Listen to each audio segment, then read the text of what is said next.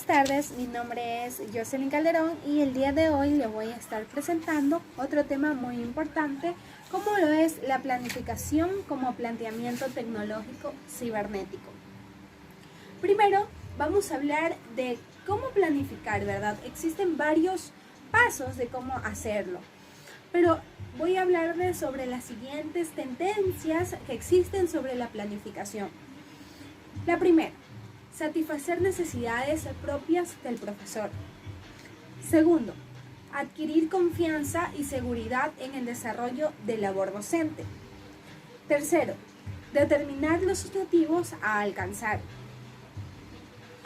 Cuarto, actividades y materiales necesarias para organizar y distribuir el tiempo escolar. Quinto, establecer las estrategias de actuación. Sexto, organización de los alumnos y las actividades para la instrucción y la evaluación. Bueno, todos estos se centran en el qué, por qué, cómo se pretende desarrollar la enseñanza en ese centro o aula concreta y a la vez cómo se pueden modificar las previsiones en virtud de la marcha general del proceso en el que se esté dando. En este caso es el espacio de toma de decisiones que constituye la programación en donde se entrecursan, como ya hemos venido ya señalando, aquí tenemos uno del discurso pedagógico, que no quiere decir más que las cosas que merecen la pena saber, qué sentidos formativos poseen las distintas alternativas de trabajo, de las que hemos de seleccionar la más adecuada a nuestra formación. Cómo vamos a integrar lo educacional con lo instructivo. Y pues esto a la larga van a seguir viendo otros más casos. Y el didáctico técnico, que no es más que el aprendizaje, cómo nosotros lo vamos a organizar, qué materiales vamos a utilizar y cómo hacemos para que todo el proceso resulte integrado, funcional y eficaz. Hablar de planteamiento tecnológico cibernético en este contexto significa mucho aludir a la necesidad, aludir a la necesaria capacidad del profesor para aplicar en situaciones específicas, ya sean estas acciones concretas, los supuestos generales, sus propios aprendizajes profesionales, también las orientaciones y prescripciones de programas oficiales y las especificaciones de los mediadores manejados. Frente a ciertas visiones restrictivas y peyorativas de lo tecnológico. También se quisiera a muchas ocasiones plantear como una competencia básica y a la vez imprescindible de todo docente referido a la doble capacidad de organizar y contextualizar. Es como reorganizar cuando fuese necesario su propia acción en el aula. Esto se opone en tal sentido a lo rutinario como a la adopción mecánica de los desarrollos curriculares ajenos a su propia iniciativa, como son los textos, los cursos, recetarios didácticos, entre otros. Y esto a la larga se trata de una competencia imprescindible, porque para llevar a cabo la enseñanza en el contexto sociocultural, al de una escuela o en el marco concreto de una clase, como énfasis, no hay soluciones comunes y a la vez no existen métodos únicos. El desarrollar de programa a nivel de la escuela ni de aplicar la programación realizada desde este nivel de cada clase concreta. Las características de cada situación de los sujetos, la propia dinámica generada en el proceso escolar, hace que la combinación de variables y sus consecuencias sean muy diferentes de una escuela a otra y a la vez también de una clase a otra, ¿verdad? Porque no se va a ver lo mismo en una clase de lengua que en una clase de matemática.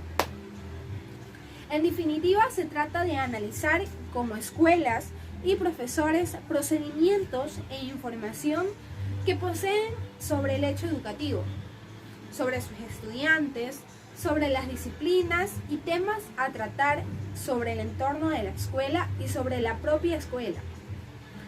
Y después, como a partir de sus elementos informativos ya procesados, adoptarán decisiones referidas a la enseñanza.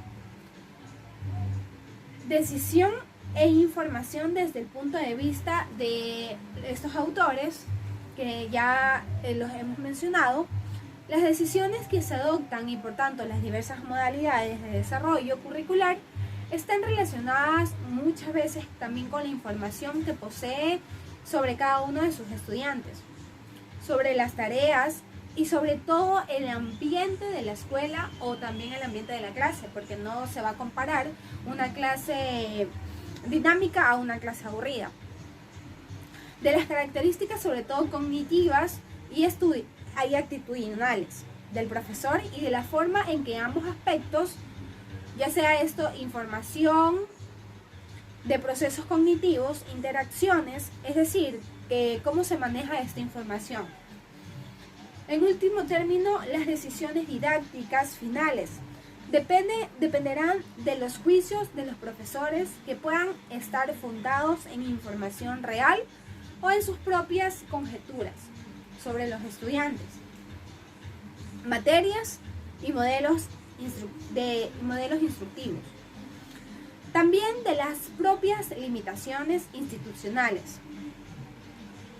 Algunas evidencias al respecto podrían ser, un ejemplo, cuando el profesor dispone de información relevante para tomar algún tipo de decisión. Este se basa en sus decisiones de dicha información, ¿verdad?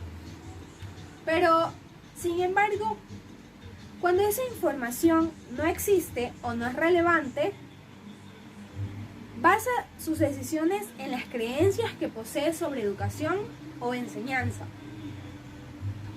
El conocimiento que los profesores tienen de cada asignatura, como por ejemplo los conocimientos fundamentales, ya sean estos los métodos de trabajo, las investigaciones, las publicaciones de revista, entre otras también, y más que todo la opinión que merece la relevancia formativa, su importancia sobre el currículo. Esto a veces influye también en dicha planificación. A medida que aumenta la experiencia didáctica de los profesores y esto se sienten más competentes en algún método, ya sea instructivo, planificativo, y más si se centran en los métodos que realizan las planificaciones centradas en las tareas instructivas. En la actualidad, los profesores más jóvenes, al no poseer un modelo didáctico asumido, centran su planificación en criterios más generales. Como por ejemplo tenemos la planificación centrada en creencias. El contenido de las decisiones variará de que nos refiramos a la planificación realizada por la escuela como conjunto y entonces su producto se refiere por lo general a las metas generales que se van a alcanzar, también como las prioridades y principios de procedimientos. Veamos, si nos referimos a las decisiones adoptadas por los profesores para sus respectivas clases, este tendrá su producto más frecuente que serán las tareas instructivas. Esto no es más que unidades específicas de instrucción constituidas por tres elementos: un fin o fines específicos, un conjunto de datos o contenidos sobre el que realizar algún tipo de operación, un conjunto de actuaciones necesarias para lograr el objetivo, determinación de las tareas instructivas a través de la meta del profesor, lo que pretende lograr. Generalmente el dominio de algún aprendizaje cognitivo, afectivo, social o motor, o a la larga, al final, muchos de ellos, el contenido siempre va a constituir sobre el aspecto material de la tarea.